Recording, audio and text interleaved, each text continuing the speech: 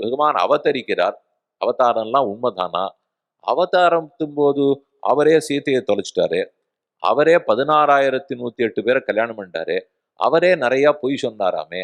அவரே மகாபாரத யுத்தத்தின் போது தப்பு தப்பா ஏதோ பண்ணி பாண்டவர்கள்லாம் ஜெயிக்க வச்சாராமே. அதனால் அவருக்கும் குற்றம் இருக்கும் போல் இருக்கிறதுன்னு நினைக்கிறான். இது தப்பு. ஏனெனில் நான் குற்றம் இருக்கிறவன், இன்னொருத்தர் குற்றமே இல்லாதவர்னா தான் நெருங்க பார்ப்பேன்.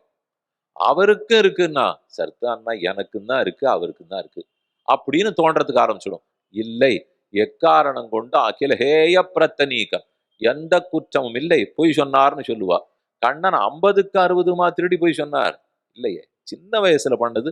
அதை போய் ஏதோ கோகுலத்துல பண்ணது எல்லாத்தையும் துவாரகையில பண்ணதான் நினைச்சு கூடாது. அதுல ஒரு ஆசை, யசோதைக்கு விருப்பம், கோகுலத்தவர்களுக்கு விருப்பம் நடந்தது. அதில் இந்த திருடு பொய் சொல்லுங்கிறதெல்லாம் சிறு குழந்தைகளுக்கு இருக்கிற ஆனந்தமான அனுபவம்.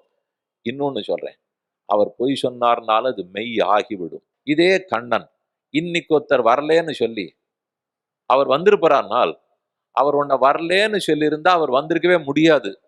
ஏன்னா எப்ப படைப்பாளியாக இருக்கிறாரோ அவர் இதை பார்த்து இது நாற்காலி இல்லை, இதுதான் விளக்குன்னு சொல்லட்டும், அதை பார்த்து விளக்குன்னணும், இதை பார்த்து நாற்காலின்னு சொல்லணும். கண்ணன் ஒருவேளை இந்த நாற்காலியை பார்த்து விளக்குங்கிறார்னால் அது விளக்காத்தான் இருக்கும். அதனால பொய்யுங்கிறதுக்கு பேச்சே இல்லை. அவர் பொய்யே பேசினாலும் உண்மை ஆயிடும். முதல்ல நான் சொன்னது பொய்யே பேசட்டுமே என்னன்னு சொன்னேன். அடுத்து சொல்றது பொய்யே பேசினாலும் உண்மையாகத்தான் ஆகிவிடும்னு சொன்னேன். ஒரு பொருளை திருடினார்னு சொன்னால் அவர் பொருளை அவர் எடுத்துன்னு போறார். நான் புறத்தியார் வீட்டு வெண்ணையை பத்தி பேசிட்டு இருக்கேன், நீர் என்ன அவர் பொருளை அவர்ங்கிறீர் என்னால்? புறத்தியார் வீடே அவருக்கு இல்லையே, எது அவருக்கு பிறத்தியார் வீடு?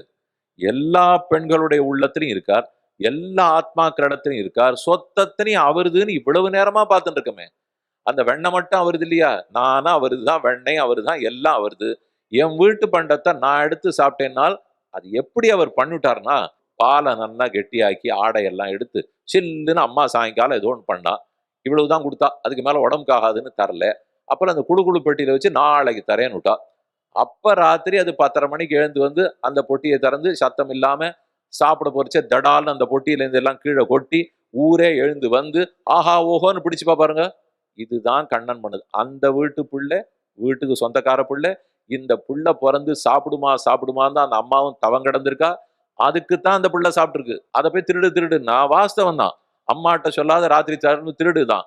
இந்த திருடு எப்படியோ அப்படித்தான் கண்ணனுடைய திருடு. அவ்வளவுதான் அவர் பண்ண போய். இது நாம யாரோ சொன்னா கண்ணனே போய் சொன்னார், கண்ணனே பெண்டாட்டார்னார். சொத்து அவரது, எல்லாத்தையும் தன்னதாக கொண்டவருக்கு இந்த எந்த குற்றங்களும் வராதுன்னு தெரிஞ்சுப்போம்.